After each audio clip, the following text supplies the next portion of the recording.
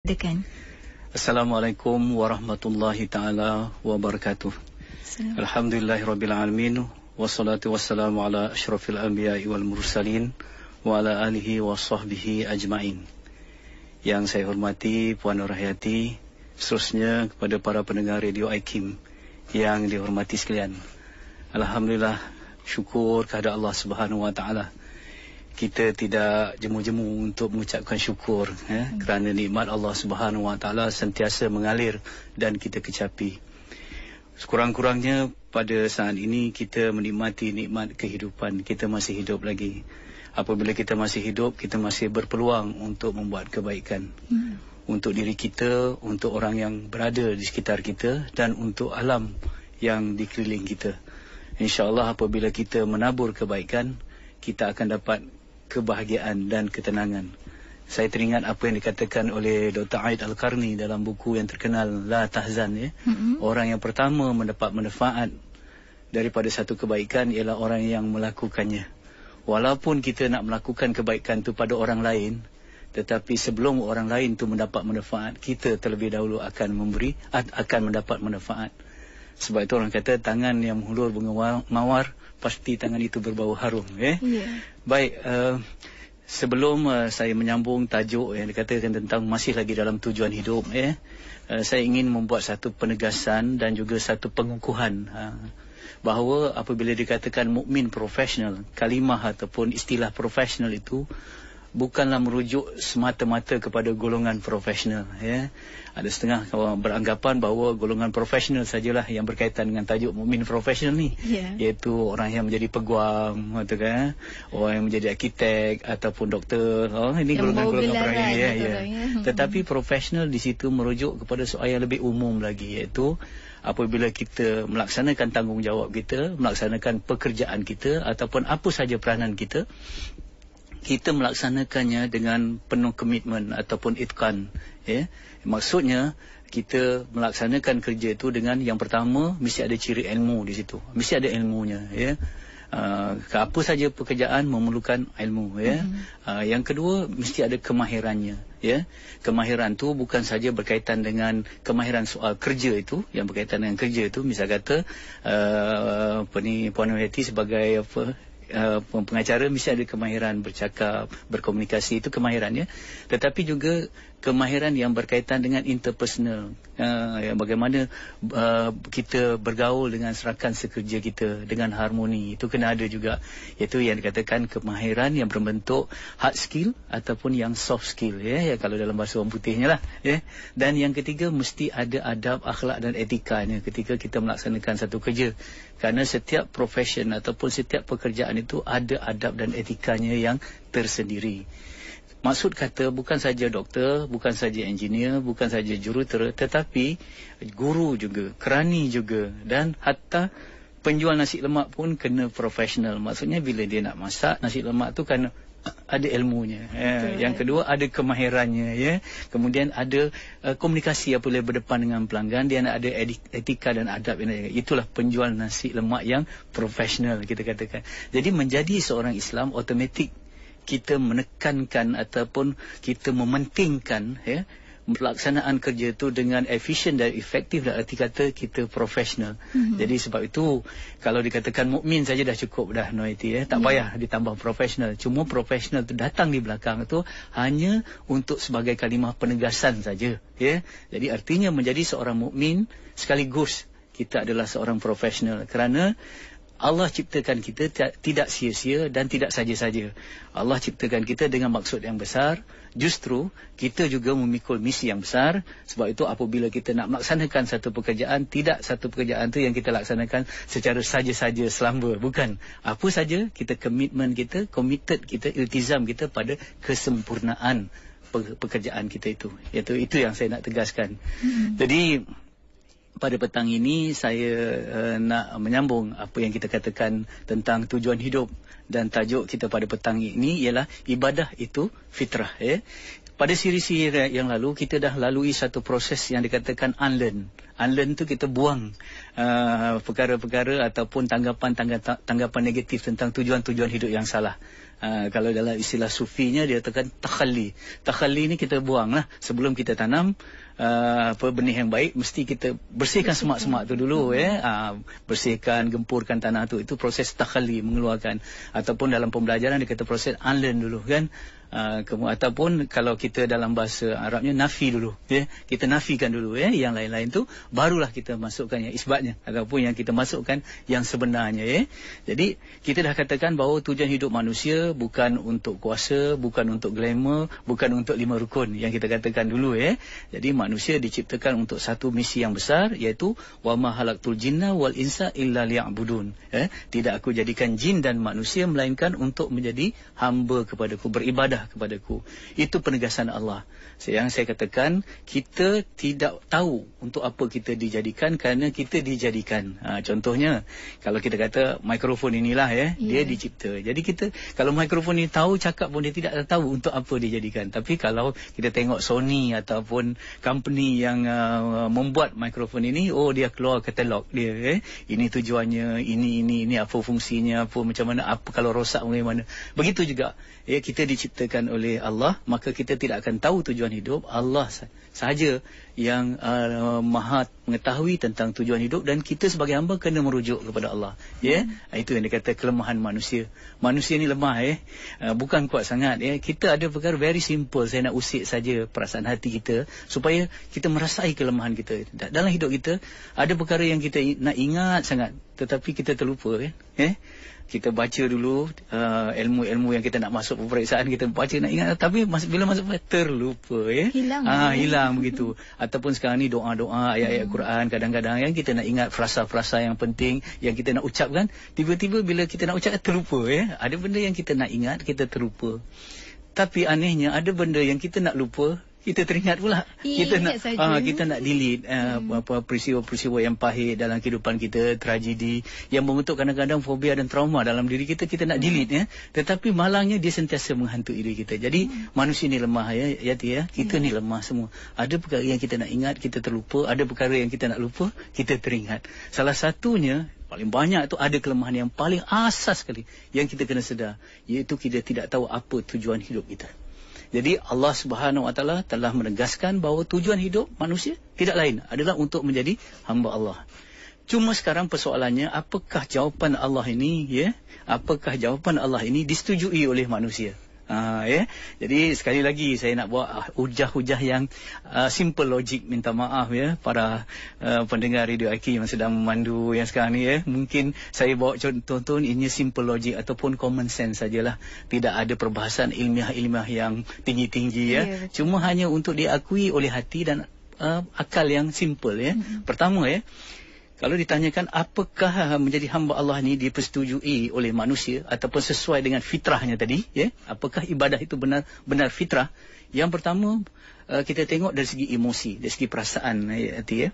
Kalau kita tanya, sebagai contoh, saya dari segi perasaan ni saya nak timbulkan 3 cerita. Mudah aja 3 cerita. Pertama, ada seorang begitu peminat bola sepak lah, yang obses sangat, yang fanatik sangat. Kalau dia cakap sikit bola, kalau kita tengok dalam bilik kamar dia punya bilik peribadi dia, semua gambar bintang-bintang bola sepak. Makan bola, tidur bola. Itu masih saya ingat lagi. Makan bola, tidur bola, apa semua yang iklan tu Jadi memang bola saja sentiasa. Pakai jersey pun bola. Hari raya pun pakai jersey bola juga.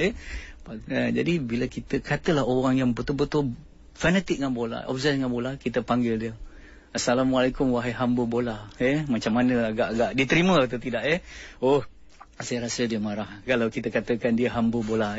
Walaupun dalam segi praktik, dari segi realitinya memang itulah. Tak fikir lagi dah. Kerana bola boleh tinggal semolat, boleh tinggal apa-apa. Kata-kata. Jadi bila dipanggil hamba bola, dia tak boleh terima. Itu satu cerita. Cerita yang kedua ialah seorang womanizer ni, playboy lah. umur dah senja dah ya, macam saya dah senja dah 50 ya. Anak dah besar dah, anak dara dah besar dah, kita anak pun dah kahwin tapi masih lagi cakap perempuan ya. Kalau sini-sini buruh, sentiasa memburu perempuan, ada affair sini, ada affair sana, macam-macam ya sekarang ni dalam Facebook, macam-macam trace kekasih lama lagi apa, macam-macam yang terjadi ya. Jadi kita marah kepada orang ni, kita kata hello hamba betina ataupun hamba perempuan ya, minta maaf ya, saya kata ini sebagai contoh saja ya.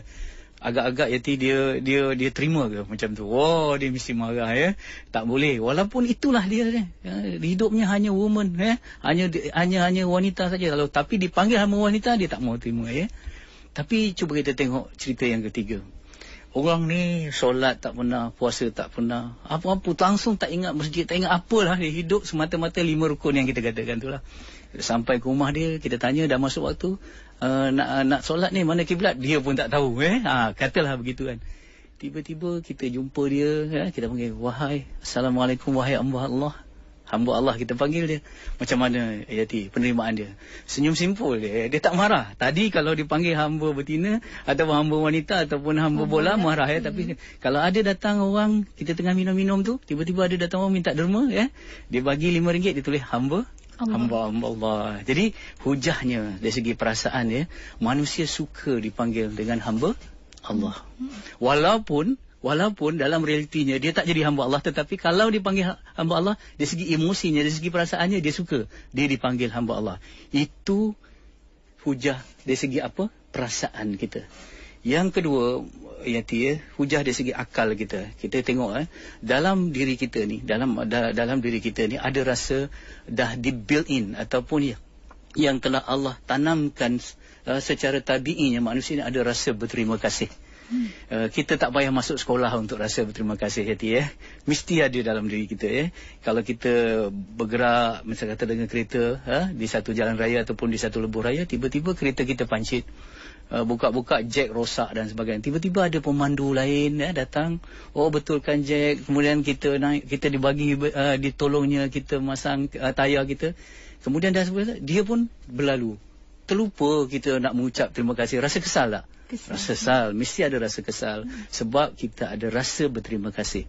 Okey, kalau saya tanyakan kepada diri saya dan juga anda di luar sana siapakah makhluk ataupun manusia yang paling kita berterima kasih di dunia ini? Jawapannya tidak lain adalah ibu, betul Ibu kita yang melahirkan kita, yang menyusukan kita, yang menjaga segala-galanya.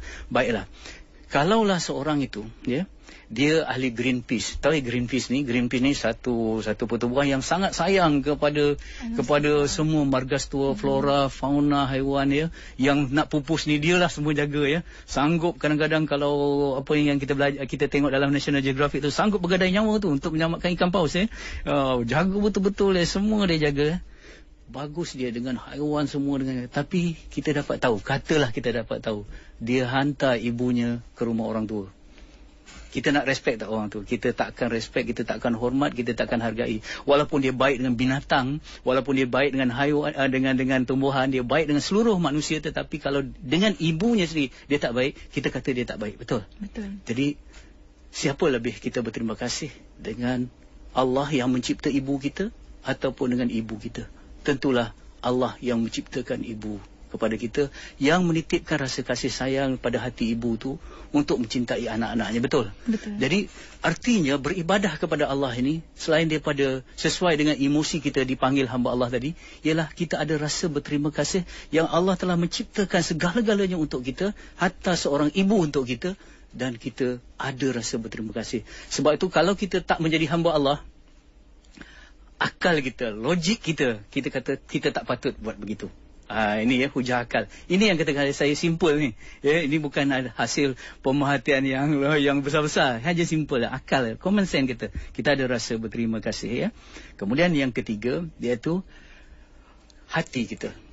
Tadi emosi, yang kemudian akal, kemudian hati Manusia ni dicipta daripada dua unsur unsur lahiriah yang asalnya daripada tanah, dan unsur ruhaniah yang datang daripada ruh kita tengok yang daripada lahiriah ni datang daripada tanah, dia lapar dan dia boleh sakit. Makanannya juga daripada tanah, kita tengok ya. Kita jasad kita, kalau kita lapar, kita perlu makanan, semua asal daripada tanah. Ya, yang itu dia yang tumbuh ya, melata semua. Kalau sakit, kita gunakan ferrum, fosfat, magnesium, natrium, semua galian-galian itu datang daripada tanah. Jadi jasad kita kalau lapar perlukan makanan ya, dan datang daripada tanah ya. Dan kalau dia sakit, dia perlu juga galian-galian, logam-logam yang datang daripada tanah, dan herba juga daripada tanah. Begitu juga roh kita boleh juga lapar dan boleh juga sakit, roh kita. Ya, hakikatnya software kita. Tadi hardware kita, ini software. Software kita, roh kita boleh juga lapar dan boleh juga sakit. Tetapi makanan roh kita bukan yang datang daripada tanah. Dan ubat roh kita bukan juga yang datang daripada tanah. Roh itu dekat dengan Allah. Sebab ditiupkan ya, dengan apa? Dengan rahmat Allah pada kita. Bila diciptakan, ditiupkan. Jadi artinya roh ini apabila dia lapar, dia perlu dekat dengan Allah. Bila dia sakit, dia perlukan dekat dengan Allah Subhanahu. Dan dekat untuk Allah itulah yang dikatakan ibadah kepadanya, menjadi hamba kepadanya. Jadi justru yang kita katakan menjadi hamba Allah ini adalah keperluan jiwa kita, keperluan hati kita. Sama ada kita sedar atau tidak, itu soal lain. Tetapi memang apabila dekat dengan Allah, kita akan rasa tenang. Bila jauh daripada Allah, kita akan rasa gelisah. Ini yang dikatakan ibadah itu sesuai dengan perasaan kita tadi, sesuai dengan akal kita, dan sesuai dengan hati kita. Ya, itu ya. Jadi sikit sekali Yati ya, sikit saja ya lagi ya. Sebab itu kalau seorang tu tak mau jadi hamba Allah, dia melawan Allah, dia derhaka kepada Allah, tak mau jadi hamba Allah lah. Hakikatnya dia bukan saja melawan Allah, tetapi dia melawan dirinya sendiri ya. Sebab dia buat sesuatu yang bertentangan dengan perasaannya, dia buat sesuatu yang bertentangan dengan akalnya, dan dia buat sesuatu yang berlawan dengan fitrah hatinya sendiri. Sebab itu bila ada konflik dalaman yang orang itu menentang dirinya sendiri, orang itu tidak akan bertemu dengan kebahagiaan dan ketenangan dalam kehidupan. Dia tidak akan tenang. Sebab apa? Di samping dia melawan Allah, tetapi dia melawan dirinya sendiri. Dia sentiasa berkonflik dengan dirinya. Sebab itu orang ini tidak akan bertemu ketenangan. Sebab itu kalau kita lihat dalam ilmu psikologi ya, apabila orang itu melakukan kejahatan ya, dia akan timbul satu rasa dalam hatinya. Apa rasa tu? Orang putih kata ya, istilahnya guilty conscious. Rasa bersalah. Rasa bersalah. Jadi sebab bila dia buat sesuatu kejahatan, dia bukan saja menentang Allah, tapi dia menentang dirinya sendiri. Itu dia timbul rasa bersalah tu. Sebab itu kalau kita lihat orang yang ada rasa bersalah ni tidak akan tenang. Sebab itu saya teringat mafhum sebuah hadis yang panjang ya. Seorang sahabat pernah bertanya kepada Rasulullah, "Ya Rasulullah, apa itu dosa?" Orang bertanya, apa itu dosa? What is sin? Apa itu dosa? Ya? Rasulullah memberi jawapan, antaranya mafhumnya, dosa itu sesuatu yang meresahkan hatimu. Ya. Dosa itu sesuatu yang resah hatimu. Kenapa resah pada hati kita? Sebab kita menentang diri kita sendiri. Sebab itu kalau kita tengok selalunya filem-filem yang berkaitan dengan penyiasatan ya, peniyati ya, bila seorang suspek itu dia investigate ataupun disoal siasat oleh pegawai-pegawai polis, selalunya untuk dia melalui satu ujian, dia kata ujian bohong ya, ujian poligraf nama dia. Dengar betul-betul poligraf, bukan poligami ya, poligraf ya. Jadi apabila diuji poligraf dia boleh detect secara saintifik retina matanya, degupan jantungnya, hormon yang jadi artinya apabila seorang tu berbohong, dia melakukan dosa yang menentang dirinya sendiri, dia seorang manusia yang tidak normal lagi. Dia abnormal waktu tu ya. Ada sesuatu yang berlaku dalam badannya yang satu mekanisme yang menolak perbuatannya itu sendiri. Sebab itu dia tidak akan bertemu dengan kebahagiaan dan ketenangan. Sebab itu intai-intailah kehidupan kita ya. Ini sebagai satu muhasabah lah pada petang ini buat diri saya dan juga sahabat-sahabat semua yang mendengar ya. Jika hari itu hari yang tak tenang, jika minggu itu minggu yang tak tenang, bulan itu bulan yang tak tenang, tahun itu tahun yang tak tenang, pastilah pada hari itu, minggu itu, bulan itu dan tahun itu, waktu itu kita banyak dosa dengan Allah Subhanahu Wa Taala. Artinya kita dah tak berbuat sesuatu yang selaras dengan hati kita, dengan perasaan kita dan akal kita. Sebab itu kalau kita tak tenang, walaupun segala-galanya ada, rumah dah ada, kenderaan dah ada, anak dah ada, isteri dah ada, semua sepatutnya kita dah settle. Orang kata sebab tu dah settle down. Tapi tak settle juga. Kita tak settle dengan Allah sebenarnya. Ya? Sebab itu kita ada kederhakaan kita dengan Allah. Kita menyimpang daripada tujuan hidup yang telah ditentukan oleh Allah Subhanahu Wa Taala. Ingat ya. Hati tenang apabila ingat Allah, iaitu bila kita menjadi hamba-Nya. Dan hati resah bila kita lupa Allah, bila kita derhaka kepadanya. Itu saja ya dalam diri kita. Sebab itu tujuan hidup ni sangat penting untuk kita bincang. Sebab itu saya terangkan ataupun saya tegaskan bahawa ibadah itu adalah satu fitrah. Tidak beribadah, kita menentang fitrah. Dan bila kita menentang fitrah, kita tidak akan ada yang dikatakan menikmati saadah ataupun kebahagiaan dalam kehidupan kita. Jadi saya rasa cukup itu sebagai mukadimah, dan mudah-mudahan kita ada dapat respon daripada para pendengar. InsyaAllah. Selepas ini kita buka talian di talian kita di 0362051500. Juga kami buka menerusi SMS dengan menaikkan IKIM, jeratkan persoalan anda dan hantar ke 39111. Tidak ketinggalan bagi anda yang sama-sama dengarkan kami menerusi radio dalam talian di ikimfm.my. Boleh singgah-singgah di Facebook IKIM FM untuk meletakkan komentar anda di sana. Persoalan anda insyaAllah akan dijawab oleh Yang Berbahagia Ustaz Fahrul Muhammad Joy waktu ini untuk mukmin profesional. Dan ya, bila kita mencintai pencipta kita, insyaAllah Allah itu akan mencintai kita ya baik semula. Dan untuk waktu ini kita akan terus saja ke pemanggil pertama untuk sama-sama kita raikan rakan pendengar kita di talian waktu ini. Assalamualaikum. Assalamualaikum. Waalaikumsalam warahmatullahi. Siapa di sana? Saya Puan Izzah. Ya, Puan Izzah. Silakan Puan Izzah. Assalamualaikum Ustaz. Waalaikumsalam warahmatullahi wabarakatuh. Macam ni, saya macam kurang hati dengan saya. Sebab ibu saya dia akan mungkin dia dah saya tak berapa jelas Putus-putus Puan Izzah. Bila ibu saya jumpa saya, dia akan kata kakak saya. Bila dia jumpa kakak saya, dia akan kata adik saya. Bila dia jumpa adik saya, dia akan kutuk saya untuk sampai saya minta Ustaz nasihatkan kami macam mana, apa yang patut kami buat. Terima kasih Ustaz. Assalamualaikum. Waalaikumsalam warahmatullahi wabarakatuh. Ini berkaitan dengan ibu, saya rasa Ustaz ya, berkenaan dengan ibu yang selalu berkata-kata tentang adik-beradik ni ya. Bila A kata pada tentang B, bila bersama dengan B bercakap tentang yang C, D dan sebagainya, dan berlarutan. Mungkin boleh dibantu rakan kita ini. Pertama, kita kena hormati ibu kita walau apa sekalipun keadaannya ya.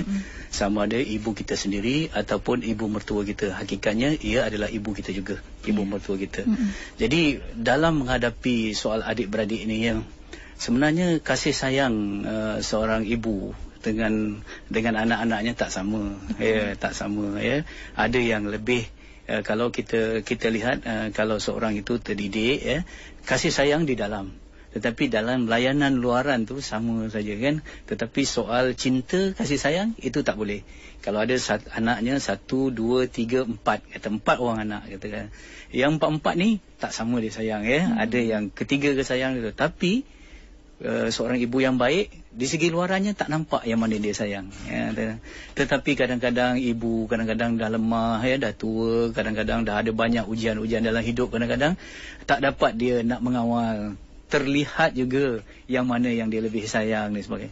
Jadi apakah, katalah ibu lebih menyayangi anak yang keempat, katalah, apakah anak yang pertama terasa hati? Ya, sepatutnya tidak ya, sepatutnya tidak. Sebab soal ibu sayang siapa, itu soal dia. Tetapi yang wajib atas kita kena menyayangi ibu kita. Itu yang dikatakan selalunya di dalam rumah tangga, di dalam keluarga ya, dikatakan unconditional love ya, ataupun cinta tanpa syarat ya. Sekarang ni banyak orang mengamalkan cinta dengan syarat ya. Saya boleh mencintai ibu saya boleh mencintai suami saya, isteri saya dengan syarat saya disayangi balik oleh suami saya, ibu saya ataupun isteri saya kan. Tetapi sebab itu asas dan dasar cinta mestilah cinta kepada Allah ya. Jadi kita cinta kepada ibu kerana Allah meminta kita mencintai ibu kita, kerana syurga itu di bawah tapak kaki ibu ya. Kita kena mencintai isteri kita kerana isteri kita adalah amanah, ya, yang Allah titipkan untuk kita. Juga begitu juga kita kena mencintai dan mentaati suami kita kerana Rasulullah kata kalau ada makhluk yang boleh menyembah manusia, boleh menyembah manusia yang lain, nescaya aku suruh seorang isteri menyembah suaminya. Tak ada, tetapi nak menggambarkan ketaatan isteri itu pada suaminya. Jadi itu yang asasnya, ya.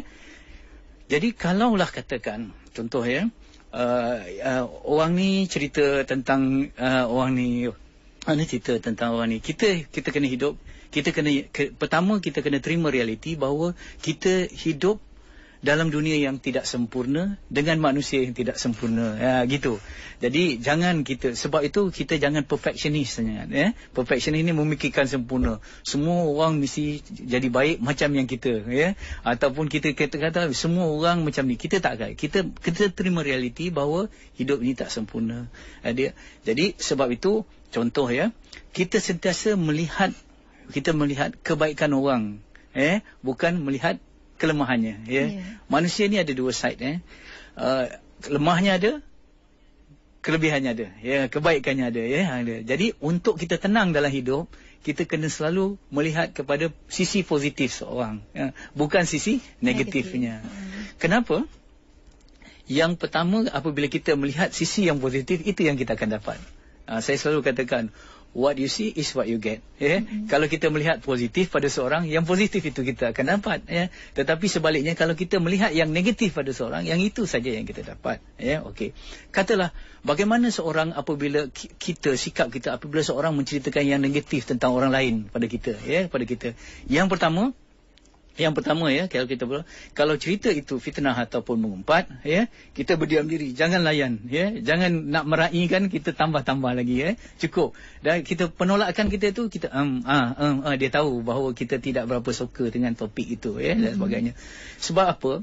Kalau kita redha orang dia menceritakan kelemahan orang lain di depan kita, satu hari kita tahu kelemahan kita juga akan dijaja oleh orang yang sama pada ini. Jadi kita dalam hidup ni gitu saja, senang, what you give you get back, what goes around comes around, ya. Kalau kita suka dengar orang umpat cerita orang lain di depan kita, nanti cerita kita juga akan diumpat oleh orang lain, orang dengarkan kita. Sebab itu kita put a stop, kita itu. Tapi caranya, ya, yang kita katakan, jangan kita layan terus, ya, dan kita kekalkan positif. Kita akan positif kepada orang yang menceritakan negatif tentang adik-beradik. Tambah lagi adik-beradik ni, orang kata apalah sangat, orang kata dalam pergaduhan adik-beradik tak ada menang kalah. Sama ada dua-dua menang atau dua-dua kalah, itu saja, ya. Saya nak bagi tahu, tegaskan sekali lagi, dalam krisis antara suami dengan isteri ataupun bersama dengan adik-beradik, tidak ada menang, tidak ada kalah. Sama ada dua-dua menang atau dua-dua kalah. Sebab itu dalam pepatah Melayu kata apa? Air dicincang tidak akan putus.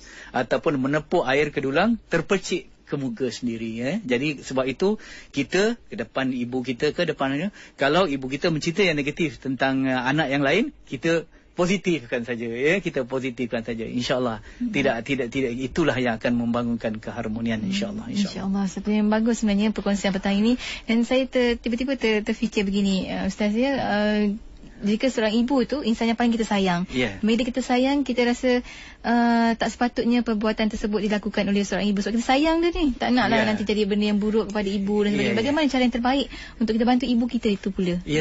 Puan Hati, ya, kita kena menyayangi dan kita beri apa yang dia suka, bukan apa yang kita suka.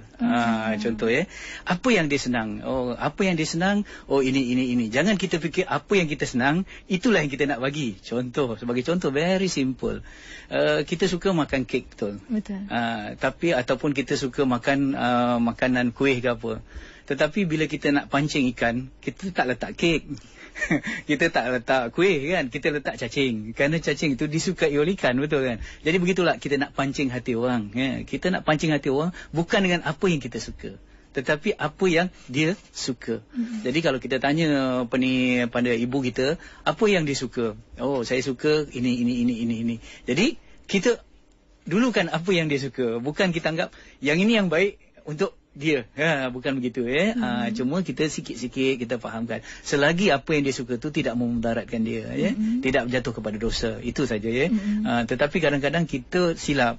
Bila kita mencintai seorang, kita menyayangi seorang, kita terlanjur ataupun kita terdorong untuk menyukai, untuk membuktikan kasih sayang tu mengikut cara kita. Tidak sebab tu dalam pergaulan ni orang kata seek to understand then to be understood. Kita kena memahami dulu baru kita dipahami. Itu dia jawapan daripada Ustaz. Waktu ini kita nak ambil lagi pemanggil kita di talian untuk sama-sama kita raikan persoalan rakan pendengar kita di 0362051500. Assalamualaikum, siapa di sana? Assalamualaikum warahmatullahi wabarakatuh. Ya, siapa tu? Haji Nurhalim. Ya, Haji Nurhalim. Silakan Haji. Gini Ustaz, saya ada kemungkinan sedikit ni lah. Ya, silakan. Dengan tentang tujuan hidup ni. Sebab sebuah hari Ustaz ada sebut tentang firman Allah. Wa ma khalaqtul jinna wal insa illa liya'budun. Allah Ta'ala ciptakan manusia dan jin untuk sembah pada dia.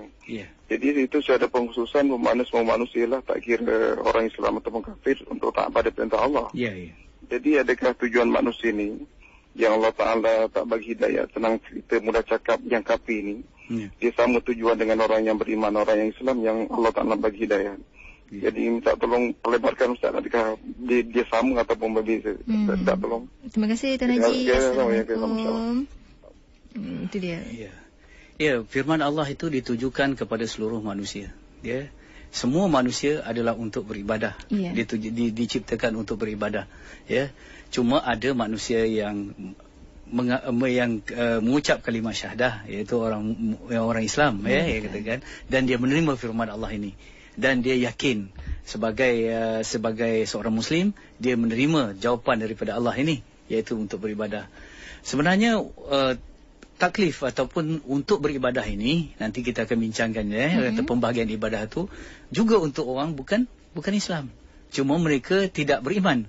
Sebab itu nanti kita akan bincangkan apakah yang dimaksudkan dengan beribadah itu.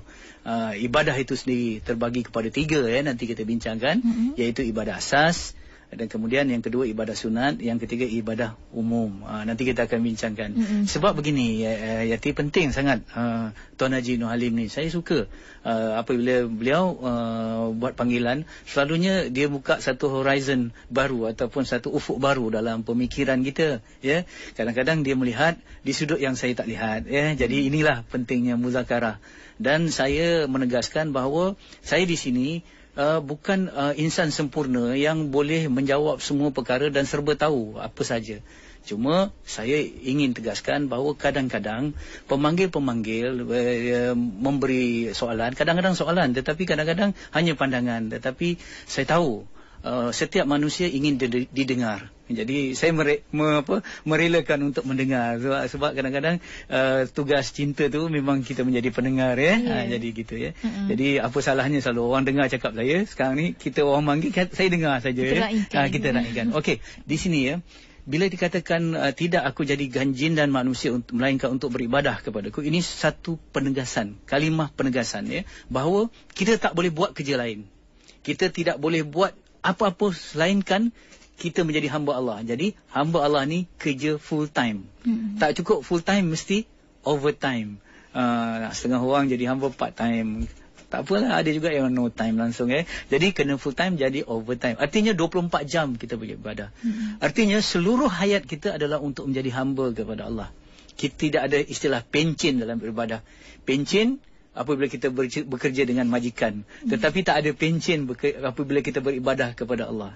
Artinya apa saja yang kita buat adalah untuk beribadah kepada Allah. Apa saja yang kita buat, cakap, solat, bermain, ataupun apa saja ibadah itu nanti akan dihuraikan. Apa saja. Yang kedua, where, di mana saja kita mesti beribadah. Sama ada dalam surau, luar surau, ataupun di premis perniagaan, di padang bola, ataupun di mana-mana saja kita mesti duduk sebagai hamba Allah. Where? Tadi what, sekarang ni where. When? Bila saja kita kena jadi hamba Allah. Pagi, petang, sore, senja, malam, dini hari, kita kena jadi hamba Allah seluruh masa. Bila-bila, di mana saja. Okey. Kemudian kita kata kita jadi hamba Allah. Who? Dengan siapa saja. Kita duduk, kita kena jadi hamba Allah. ketika kita duduk dengan bos kita, ataupun sekarang ni saya sedang duduk dengan pengacara saya, kita kena jadi beribadah. Besok kita duduk dengan anak kita kena duduk siapa saja. Artinya bila kita katakan kita menjadi hamba Allah ni, tidak ada rehat dan tidak ada yang dikatakan berhenti. Setiap masa kita menjadi round the clock ataupun 24 jam. Kalau kita tanya mengapa kita perlu menjadi hamba Allah 24 jam, jawabnya mudah. Sebab Allah menjaga kita 24 jam. Ya. Allah menjaga kita setiap masa. Ya. Tengok atas misi kita yang besar. Jadi bagaimana kita nak beribadah 24 jam? Ini satu persoalan yang saya tinggalkan untuk dijawab pada minggu hadapan. Kita nak tengok bagaimana yang dikatakan pengertian ibadah yang lebih dinamik, yang lebih holistik dan dilihat daripada multi-dimensi. Sebab sekarang ni selalunya kita ada satu persepsi tentang ibadah. Ya? Kalau kita belajar dulu, Yati, rumah ibadah kat mana? Rumah ibadat. Rumah ibadat orang Kristian sini, rumah ibadat orang ini sini, rumah ibadat orang Islam masjid. Rumah ibadat. Padahal dalam Islam konsep ibadah tu luas dan rumah ibadat tu sebenarnya luas. Jadi itu kita kena faham. Islam berbeza dengan agama yang lain sebab Islam adalah lebih tinggi dan lebih sempurna dan datang daripada Allah. Sebab itu kita kata rumah ibadat itu dalam arti kata. Begitu juga alat-alat ibadat. Kalau Yati pergi ke pasar malam, jumpa kawan saya yang jual alat-alat ibadat. Apa dia? Tasbih, telekung. Sebenarnya kalau kita memahami konsep ibadah, petani beribadah dengan jentera dan traktor dia, pengacara atau macam itu beribadah dengan mikrofon, ataupun guru dengan marker pen ataupun pensyarah begitu ya, jurutera dengan mesin, doktor dengan alat stetoskop dan sebagainya. Jadi alat ibadah tu juga seluas ibadah itu sendiri. Nanti kita akan bincangkan pada minggu depan. Begitu juga apabila kita kata ibadat sekarang ni, persepsinya solat dan juga puasa dan sebagainya. Sebab itu kita kena rajin ibadat, kerana ibadat ni bekalnya bawa mati ataupun ada orang kata saya sekarang susah nak serius nak bagi tumpuan pada ibadat, nanti lepas pencin lah saya baru nak bagi fokus tentang ibadat. Kalau sebab pencin. Jadi rupa-rupanya nanti kita tengok nanti ruang dan peluang serta ruang lingkup gelanggang untuk beribadah kita lebih luas sebelum kita pencin dengan selepas kita pencin. Nanti kita akan tengok kan, insya-Allah insya-Allah itu dia. Dan rakan pendengar kita di Facebook pun dah ramai memberikan respon dan komentar mereka. Dan antaranya Encik Megat Marwan juga bertanyakan tentang persoalan yang akan dijawab oleh Ustaz insya-Allah minggu depannya, bagaimana ingin meyakinkan diri bahawa urusan kerja harian sebagai ibadah agar hidup sentiasa rasa menjadi hamba Allah 24 jam. Insya-Allah akan dijawab oleh Ustaz minggu hadapan. Tapi untuk waktu ini nak sama-sama kita raikan rakan pendengar kita Encik Muhammad Nasir Suhaimin tanya bagaimana sebenarnya hendak mengikhlaskan diri atau mendidik diri supaya menjadi ikhlas beribadat kepada Allah, kerana nafsu sering mengganggu proses itu sebenarnya Ustaz. Bagaimana tu? Tentang ikhlas juga akan diperincikan dengan tajuk yang selepas daripada minggu depan. Minggu depan ada satu, ada lagi, iaitu satu tajuk yang telah saya sediakan. InsyaAllah mudah-mudahan dengan izin Allah, kalau ada umur yang panjang, ada tenaga dan sebagainya, kita akan bincangkan tajuk ikhlas ni dalam tajuk yang khusus, iaitu ikhlas dalam professionalism. Selalunya ikhlas dikaitkan dengan puasa, ikhlas dikaitkan dengan solat, sedekah dan sebagainya. Tetapi bagaimana ikhlas dalam profession kita, dikatakan. Tetapi untuk meraihkan Facebook, kita minta maaf sangat-sangat. Kadang-kadang saya jawab soalan tu agak panjang. Bukan kenapa. Saya yakin kadang-kadang jawapan yang panjang itu juga menjawab orang yang belum menyoal. Saya yakin begitu. Dan saya yakin sangat kalau saya bergantung pada kudrat dan pemikiran saya terhad. Tetapi apa yang saya cuba buat ialah kita buat apa yang terbaik. Mudah-mudahan Allah akan bantu kita memahamkan orang lebih daripada apa yang saya cuba kan. Kalau tidak saya akan kecewa kan. Kadang-kadang tak jawab tadi dengan sepenuhnya, tak cover pula kan. Tetapi itu kalau kita bergantung pada diri kita. Tapi insya-Allah mudah-mudahan Allah akan menyempurnakan yang apa yang saya tak cover sebab saya terlalu kerdil kudrat yang sekerat, kata ilmu yang sedikit dan sebagainya Jadi itu tadi yang tentang ikhlas Ikhlas ni jangan tunggu untuk kita betul-betul untuk betul-betul bersih baru kita nak ikhlas. Contoh kata-kata saya Ustaz, contoh ada orang kata selagi saya tak khusyuk Ustaz, selagi itulah saya tak solat. Dia nak tunggu khusyuk dulu baru solat. Itu salah. Kalau you tunggu khusyuk baru nak solat, sampai mati kita takkan solat ya. Sedangkan apa yang penting ialah kita solatlah. Walaupun tak khusyuk, solat. Mudah-mudahan di hujung nanti dengan kita punya usaha tadi, Allah tidak akan kecewakan. Bila kita buat sebaik-baik tadbir, Allah akan berikan kita sebaik-baik takdir.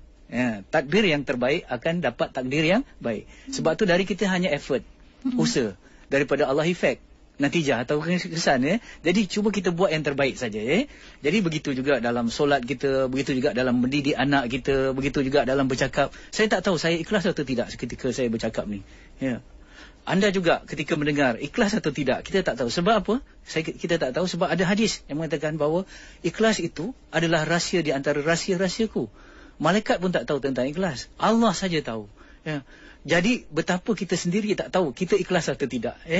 Apa lagi kalau kita nak tuduh orang lain tak ikhlas. Betul. Kalau saya kata saya tengok orang ni, muka dia pun saya tahu tak ikhlas. Tak boleh ya. Sebab kita sendiri pun kita tak tahu kita ikhlas atau tidak. Tetapi apa tugas kita? Tugas kita ialah kita melaksanakan perintah Allah, sama ada berat ataupun terasa ringan waktu tu. Sebab tu dalam Al-Quran dia kata infiru khifafan wa thiqalan wajahidu fi sabilillah. Maksudnya infiru khifafan wa thiqalan, maksudnya kenalah berangkat menuju medan jihad ataupun ke jalan Allah, sama ada kita rasa ringan atau berat. Kadang-kadang kita solat bukan ikhlas sangat tetapi baru I have to pray, bukan I need to pray. Bangunlah solat tu waktu subuh, kalau tidak berdosa. Ikhlas ke tu? Kan? Ya. Apakah kita bangun dengan rasa cinta, senyum, gembira? Kita kadang-kadang bangun kerana kalau tak bangun berdosa. Kalau tak bangun nanti kata Allah murka kepada kita. Kita bangun bukan dengan rasa cinta, tetapi dengan rasa memaksa diri kita. Jadi apakah waktu itu kita menunggu untuk ikhlas betul-betul baru kita solat subuh? Tidak. Kita berterusan bermujahadah untuk ikhlas. Sebab itu saya nak bagi tahu tentang ikhlas ni, kita akan bincangkan. Minta maaf sangat-sangat ya. Saya tak mahu menghuraikan suatu perkara yang saya rasa penting dalam waktu yang terhad. Ya, cuma apa yang paling penting sekali ialah waktu ni saya menegaskan bahawa berbolak-baliknya hati kita, ikhlas atau tidak, bukan menjadi alasan untuk kita tidak melaksanakan kebaikan ataupun melaksanakan perintah daripada Allah. Bukan itu alasannya. Jadi itu yang kita jangan menunggu kesempurnaan. Selalu saya tegaskan dalam penyampaian saya bahawa satu kebaikan perlu dimulakan berkali-kali. Sekali lagi saya tegaskan satu kebaikan perlu dimulakan berkali-kali. Maksudnya jangan kita tunggu dah baik sekali terus. Kadang-kadang kita buat sikit, tak sempurna lagi, kita buat sekali lagi, kita buat 3 kali, 4 kali, 5 kali dan 6 kali, barulah akhirnya tercipta satu yang lebih baik daripada yang sebelumnya. Jadi sebab itu juga ada kata-kata dalam peribahasa Melayu ataupun ungkapan dalam bahasa Melayu, kalau nasi itu panas, makan tepi-tepi. Makan tepi-tepi dulu, insyaAllah ya. Itulah